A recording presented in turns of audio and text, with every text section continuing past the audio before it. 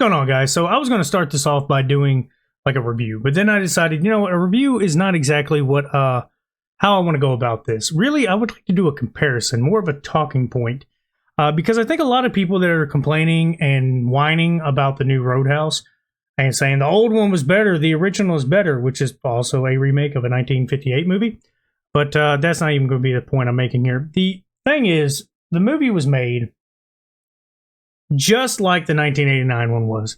It is absolutely goofy. The 89 one was goofy too. And if you got nostalgic glasses on and you're refusing to accept that, the only way I can say is we can just, my dick, your butt, we can fight this out. That's about the best way I can put it. But all jokes aside, yeah, no, the movie is bad. Just like the old one was kind of bad. They're just hilarious. They're good movies. I don't mean they're bad movies. I just mean they're meant to be like so bad they're good. The writing's over the top, just like the old one was. I mean, you're talking about bouncers, well-known, world-renowned bouncers that will like redefine bars. I mean, come on, that shit is made fun of daily. And Always in Sunny Philadelphia, Mac plays that exact character, except for he's like 1,000 times worse. And all the choreography that he does is almost similar to that of like what was in Roadhouse, like 89. And again, you want to compare the two. A lot of people are saying, I know this guy from Brokeback Mountain ain't playing, my boy Swayze's character. For one, no, not really. It's a modernized remake, so it's not really the same character. Two, I don't know if you've seen this, but Gyllenhaal looks like a beast compared to what Swayze was back then.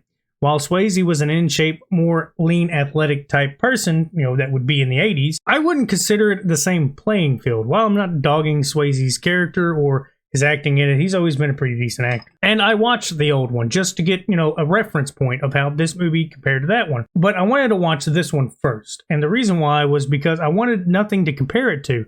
I needed virgin eyes. I didn't want to get, real close and sensual with 89. I wanted to make sure the 2024 one would be my first. And after watching it, like I said, it really just seems, honestly, modern, better because it's modern. And yet again, McGregor steals the whole show. And here's the thing. McGregor's acting that everybody says is bad, I wouldn't even say he's bad, because there's McGregor, like, Disney World McGregor, who walks like this, like a normal person. And then you have the UFC McGregor, who is literally selling fights. That's what his whole job was, is to sell his fight. Who was the biggest prominent dude that sold things? WWE. McMahon had the billionaire walk, which McGregor adapted. This is like a known fact. He did this to mock it and to use it, and he basically memed it. And that's the thing. He used it, and he used it in this movie. And he dialed it up to 10. Quite literally, McGregor sold McGregor on steroids, which ironically he was also on. Allegedly, by the way. I'm not going to sit there and get sued by him. I doubt McGregor's ever going to come hunt me down, but if he could sue me and whoop my ass. I have to say, the whole thing was nonstop, like adrenaline fuel, hilarity. I'd like to go ahead and point this out. McGregor was like, when I say he stole the show, his 30 seconds at a time clips were the funniest and the best part of the movie. Gyllenhaal, a lot of people are like, oh, he's just phoning it in. I think he liked it looks like he actually enjoyed himself because the character he plays is so focused and like straightforward. He has no emotion. That's kind of the point. He's faking a facade of happiness or smiling, or instead of saying how he feels or saying how he's reacting, which the 89 did, thinks it sells it a little bit more realistically, because his in the old one, he basically rips a guy's throat out, which is a little over the top.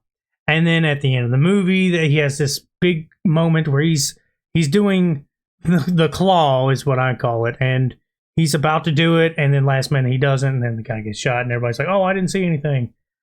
The new one has the similar effect where, yes, the whole town kind of comes back up, and he's like, oh, I didn't do anything, and then like big baddie gets killed. But the way he dies is McGregor being McGregor, just ends it. And the funny part about like this whole movie is like the McGregor walk. McGregor's naked twice for some reason. He also has this gimmick where he wrecks every vehicle, motorized boat, vehicle, everything. He wrecks everything that he has his hands on. There's these little nonchalant, like slight little jokes that I think were pretty funny, little stabs that Gyllenhaal did, which were pretty funny. There's a scene where they're in a boat and he's trying to get up, and McGregor's like, oh yeah, let me give you a hand. Starts kicking the shit out of him. He finally gets in the boat, and McGregor's like, oh, look, we're in our own little octagon. And then you hear Gyllenhaal go, who taught you shapes? And then you just start fighting. That got a chuckle out of me. I don't know why. I think people are trying to take themselves too serious and not just shut off and watch this movie. It's the same type of people that think everything has to be a Sundance film, and I think it's just dumb. We can have stupid films that don't take themselves serious and are good for the fact that they're so dumb. You can have films that do that all the time if you just shut your brain off and enjoy something. You're willing to take dumb movies, and I mean they're trying to be, serious. You'll watch them all day long and try to take them super serious. And it's hilarious to watch people think they got an emotional attachment to like some of the dumbest movies I've seen. Of course, it's over the top, and I'm sure a lot of people do like it. And of course, it's just a lot of the negative people that are getting their voices out there more. I don't care. I'm not going to rate this movie because to me, 10 out of 10 will watch again. It's one of those things where you and your buddies can just be drinking around, a TV and just watch it, or whatever else you choose to do. Just something that's kind of shuts the brain off. You enjoy, you laugh. You're all like, oh, that looked badass. That's literally the point of it. It's high octane goofiness. A lot of jokes sprinkled here and there. One little bit of seriousness where Gyllenhaal just becomes like the badass at the end. To me, I enjoyed every minute of it. Now, no, it's not my top 10 favorite films. It's not going to be artistic in any way. I just think it was a good, nice, shut it off. Let's just watch two dudes like hate each other for no reason. And that was the only problem I had with the film. There was a scene where McGregor's character Knox, you've seen the trailer where he's beating the shit out of like the bar with the golf club. Well, at the end, he's holding the golf club and he's got it in his hand. He's over here holding on to it, and he's like, Dalton, the whole time. It's like a good 5-10 minute like shot. And Dalton's like this, gets up off the bar, starts walking around, and he's quietly yelling this in the middle of a bar fight where it's loud as shit, and all you hear is him going, hey, yeah, hey.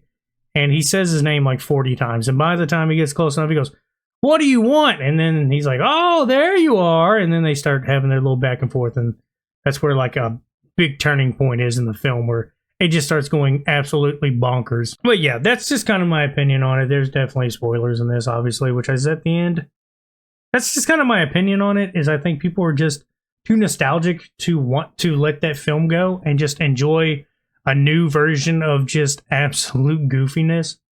Like I said, I watched the original and I had the same feel if in the 80s, early 90s, that would have been the same feeling going into that movie, that it was just over the top for its time, absolutely goofy. The fight scenes were not choreographed perfectly. They definitely had that feel of like the Star Trek when William Shatner's character fights that dinosaur alien. Sorry, Star Trek, I don't know that well. But when he's like, that was the fight scenes in the 89 Roadhouse. They would do like these like John Wayne, why I oughta like build up punches. And it was goofy. In this one, it's like, you definitely tell, you can see some shadowing where it looks like it's just like where they're punching to the side, and you can just kind of tell it's not meant to actually connect. And they used a little bit of editing to make it look like it punched a little bit more. But I still thought it was awesome. I could not like get my eyes off of it for a minute. And Gyllenhaal's character was absolutely insane. He was too calm, way too calm for all the situations that were happening. And it really felt like that was a thing. And also Post Malone has a little cameo, which was pretty cool. But yeah, I don't know. Tell me what you think about it. I thought it was great. It's not 10 out of 10, like legitimately, but I say 10 out of 10 for fun because it was just nonstop awesome. I'd probably watch it a couple times a year just to get a good laugh. And like I said, McGregor's playing McGregor dialed to 100. He never lets up on the walk. He does it the whole movie. There's also a little post-credit scene with him. God, watch it. It's hilarious. I hope there is a stupid sequel where it's just him and McGregor fighting through like Italy for like 10 hours. It'd be just so stupid but funny. But yeah, that's about all I could say. Y'all have a good one.